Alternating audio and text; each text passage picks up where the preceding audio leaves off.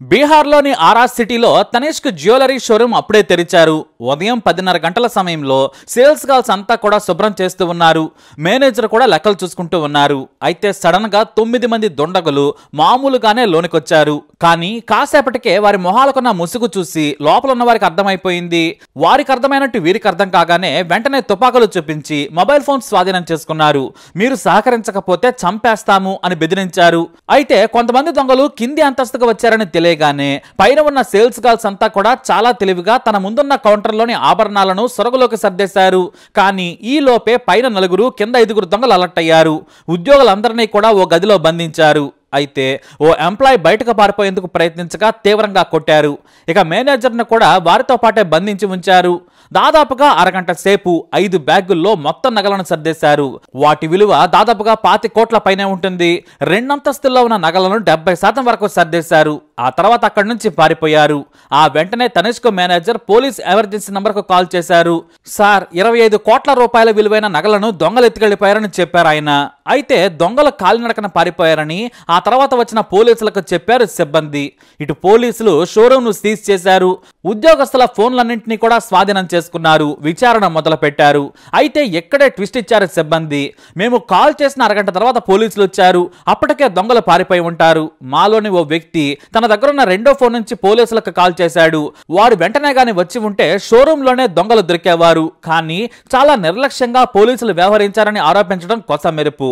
భోజ్పూర్ పోలీసులు వెంటనే స్టేట్ మొత్తం దొంగల గురించి పోలీసులను అలర్ట్ చేశారు. ఈ భారీ దొంగతనం దేశం మొత్తం వైరల్ గా మారింది. సీసీటీవీ ఫుటేజ్లను చూసి బాబోయ్ ఇదేం దొంగతనమని జనం ముక్కున వేలేసుకున్నారు. మామూలుగా జ్యువెలరీ షాప్ లో దొంగతనం జరిగితే కిలోమీటర్ దూరంలో ఉన్న పోలీసులు సమయానికి రాకపోవడం అందరినీ షాక్ గురిచేసింది. దాదాపు అరగంట సేపు బేపచ్చం సృష్టించారు దొంగలు. అయితే మొదటి కాల్ చేయగానే పోలీస్ కార్ వస్తుందని చెప్పారు. కానీ అరగంట వరకు కూడా రాలేదని ఆరోపించారు స్టోర్ మేనేజర్. దాదాపుగా 30 సార్లు పోలీసులకు ఫోన్ చేశారు. అయితే అరగంట తర్వాత వచ్చి పోలీసులు హడావిడి చేయడంపై ఆగ్రహం వ్యక్తం చేస్తున్నారు తనిష్క్ సిబ్బంది. ఈ ఘటనపై సర్కారు సీరియస్ అయింది. దొంగలను వెంటనే పట్టుకోవాలని ఆదేశించారు. ఇక ఏఎస్పీ ప్రాచీక్ కుమార్ ఆధ్వర్యంలో ఓ సిట్ కూడా ఏర్పాటు చేశారు ఉన్నతాధికారులు. అయితే దొంగలు చాలా వ్యూహాత్మకంగా కొంత దూరం నడిచి వెళ్లి పార్క్ చేసి ఉన్న బైకుల మీద పరారయ్యారని గుర్తించారు. వారి వెహికల్స్ తో పాటు వారి రూపురేఖల వివరాలను అన్ని కూడా పోలీస్ స్టేషన్లకు పంపించి అలర్ట్ చేశారు. అయితే పోలీసులు ప్రతి రోడ్ మీద చెక్ పోస్ట్ పెట్టారు. ఆరా సిటీ చుట్టూ చెక్ పోస్టులను ప్రతి పోలీస్ స్టేషన్ పరిధిలో 2 ఏర్పాటు చేశారు. అయితే భద్ర పోలీస్ స్టేషన్ పరిధిలోని బాబురా చోటిపుల్ గ్రామం దగ్గర బైకుల మీద వేగంగా వస్తున్న వారిని పోలీసులు ఆపే ప్రయత్నం చేశారు. కానీ తుపాకీ చూపించడంతో పోలీసులు సైడ్ ఇచ్చారు. కానీ ఆ వెంటనే వెంబడించారు. ఉన్నతాధికారులకు కూడా సమాచారం ఇవ్వడంతో కాల్పులు జరిపేందుకు అనుమతించారు. దాదాపు 10 కిలోమీటర్లు చేస్ చేశారు.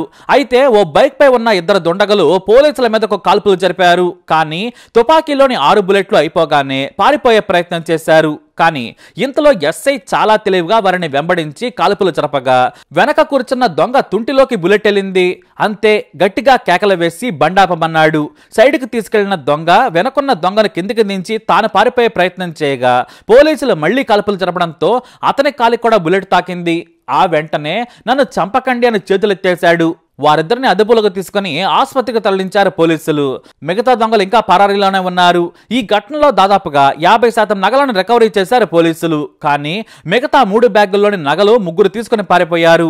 ఇక వాళ్లలోని 2 దొంగల తల్లిదండ్రులను కూడా పోలీసులు అదుపులోకి తీసుకున్నారు. డీఐజీ షహబాద్ ఘటనా స్థలాన్ని పరిశీలించారు. దొంగలను పట్టుకుంటామని పోలీసులు మీడియాకు చెప్పారు. అయితే 25 కోట్ల నగలను ఎత్తుకెళ్తే అరగంట తర్వాత పోలీసులు రావడంతో జనం ఆగ్రహం వ్యక్తం చేస్తున్నారు. ఈ విషయంపై కూడా ఉన్నతాధికారులు విచారణ జరుపుతున్నారు. అందులో ఓ 2 దొంగల పేర్లు విశాల్ గుప్తా, ప్రదీప్ కుమార్ అని పోలీసులు తెలియజేశారు. ఒకేసారి జీవితంలో సెటిల్ కావాలని దొంగతనం చేశామని పోలీసులకు చెప్పారు దొంగలు. మిగతా వారి కోసం పోలీసులు వెతకటం మొదలు పెట్టారు. అలా ఆరా సిటీలో పట్టపగలే దొంగతనం చేసి వెళ్లిపోయారు. మరి ఈ వీడియో అప్డేట్స్ కోసం మై ఛానల్ ఫాలో అవ్వండి. అలాగే తప్పకుండా సబ్స్క్రైబ్ చేసుకోండి.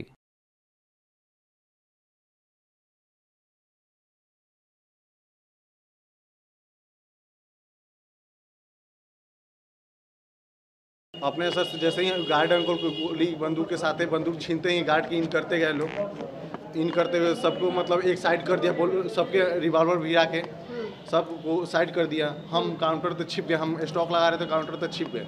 छिपने के बाद जैसे ही पीछे देखा कि मतलब सारा ज्वेलरी लेकर के छिपा हुआ है, वहाँ से हमको निकालते हुए बाहर आया और बंदूक गिरा के मारा उरा भी, पीटा उटा भी, और बोला कि तुम्हें सारा मतलब हल्ला करा, मैसेज कॉल किया, तुम्हारा फ़ोन कहाँ है। फ़ोन तो हम मतलब छुपा दिए थे, फ़ोन क्योंकि कर रहे थे, फ़ोन का कोई रिस्पॉन्स नहीं आया हम लोग का। तो फिर मारा पीटा, फिर बोला कि इसको पहले ठोको, इसको यही CID बना है, इसको पहले ठोको, इसको मारो पहले। और सबको पारा पारी लोग कैसे थे, भोजपुर जिला के थे या बाहर के थे? सर इतना हम लोग इतना गौर नहीं किए, इतना सब लोग डरे, सब लोग इतना सब लोग इतना परेशान था, सब लोग का मतलब कुछ समझ नहीं आ रहा। जो है आज सुबह में 10:30-11 के बीच में तनिष्क ज्वेलरी शॉप में लूट हुई थी और लूट की घटना कारित करने के उपरांत ये लोग भाग रहे थे जो आपका छपरा के साइड में, कुछ बढ़ारा बिट्टा के साइड में। यहाँ के SP साहब ने तुरंत टीम गठित किया, टीम गठित करके PO का भेंट करते हुए चारों तरफ नाकाबंदी लगाई है। नाकाबंदी का उपरांत जो है आप देख रहे हैं कि यहाँ पर कुछ लोग यहाँ पर पकड़ाए हैं, कोई बरामद भी हुआ है, जो डिटेल अभी SP साहब आपको बताते हैं।